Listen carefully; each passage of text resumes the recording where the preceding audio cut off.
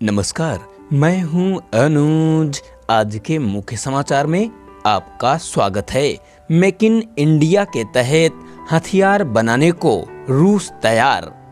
वैश्विक व्यवस्था चाहे जैसी भी हो, भारत और रूस आपसी हितों को ध्यान में रखते हुए दीर्घकालिक परियोजनाओं को जमीन पर उतारने में जुटे हुए हैं। इस लिहाज से मॉस्को में विदेश मंत्री एस जयशंकर और रूस के विदेश मंत्री सरगेई लावरोव के बीच हुई बैठक बहुत ही महत्वपूर्ण मानी जा रही। जयशंकर और लावरोव की वार्ता कारोबार और कनेक्टिविटी पर केंद्रित रही।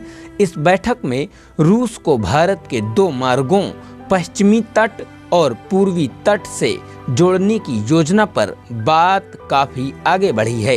इतना ही नहीं, रूस ने कहा है कि वह मेक इन इंडिया पहल के तहत आधुनिक हथियारों का उत्पादन करने के लिए तैयार है। विदेश मंत्रियों की यह बैठक दोनों देशों के प्रमुखों यानी भारत के पीएम और रूस के राष्ट्रपति के बीच होने वाली सालाना बैठक की जगह हुई है। पिछले 2 वर्षों से यह शिखर बैठक नहीं हुई, जिसके अगले वर्ष होने की संभावना विदेश मंत्री जयशंकर ने जताई। बैठक के बाद मीडिया से बातचीत में जयशंकर ने कहा, रूस एक रणनीतिक साझेदार है जिसके साथ अंतर्राष्ट्रीय हालात व मौजूदा परिस्थितियों पर बात हुई। साथ ही हिंद प्रशांत क्षेत्र की स्थिति, यूक्रेन विवाद, गाजा के हालात, संघाई सहयोग संगठन, ब्रिक्स, G20 व संयुक्त राष्ट्र जैसे संगठनों के बारे में बात हुई है। भारत व रूस इन चारों संगठनों के सदस्य हैं। जयशंकर ने आगे कहा, हमारे बीच आर्थिक सहयोग, ऊर्जा कारोबार, सैन्य सहयोग पर भी बात हुई है। दोनों देशों के विदेश मंत्रालयों के बीच 2024 से 2028 एजेंडे पर हस्ताक्षर किए गए। भारत व रूस के विशेष रणनीतिक रिश्ते को बहुत ही ठोस व स्थिर बताते हुए जयशंकर ने कहा, इस वर्ष यह हमारे बीच 7वीं बैठक है। जयशंकर ने कहा, रूस के साथ 2 संपर्क मार्ग स्थापित करने की योजना है। एक मार्ग भारत के पश्चिमी तट से जो international north south transport corridor को जोड़ेगा। यह भारत को ईरान, अजरबैजान होते हुए रूस से जोड़ेगा। दूसरा मार्ग भारत के पूर्वी तट चेन्नई से सुदूर पूर्वी रूस में स्थित व्लादिवोस्तोक बंदरगाह का होगा।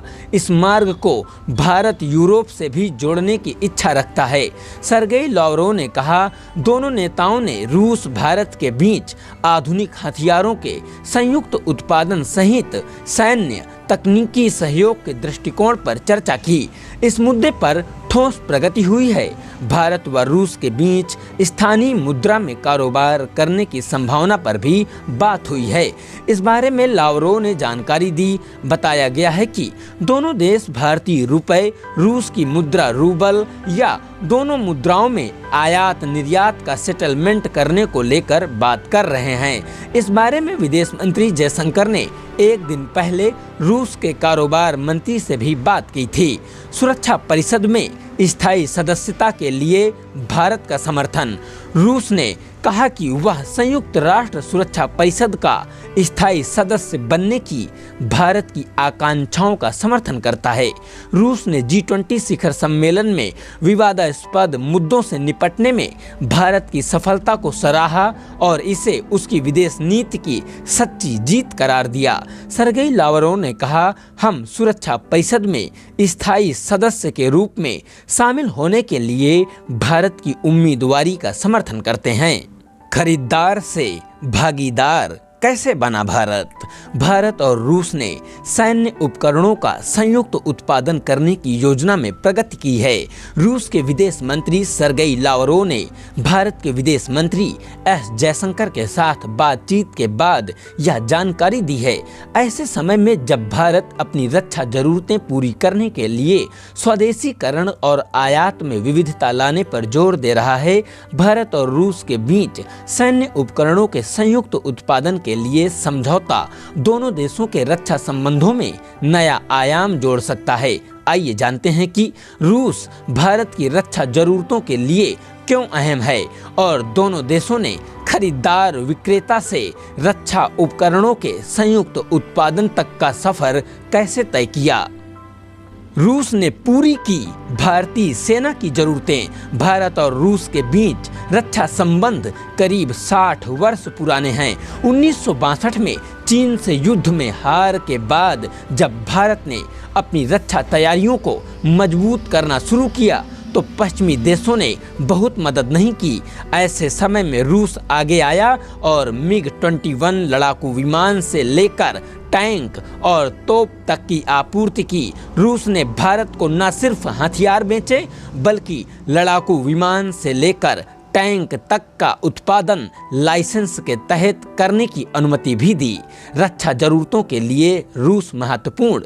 पिछले कुछ वर्षों के दौरान भारत ने रक्षा जरूरतों के लिए रूस से आयात पर निर्भरता कम करने पर जोर दिया है।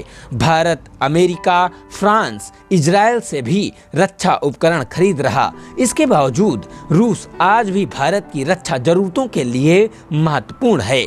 भारतीय सेनाओं के अधिकतर रक्षा उपकरण रूसी मूल के हैं। रक्षा उपकरणों की आपूर्ति के मामले में रूस विश्वसनीय साबित हुआ है। इसके अलावा रूस आज भी भारत को सबसे ज्यादा रक्षा उपकरणों की आपूर्ति करने वाला देश है।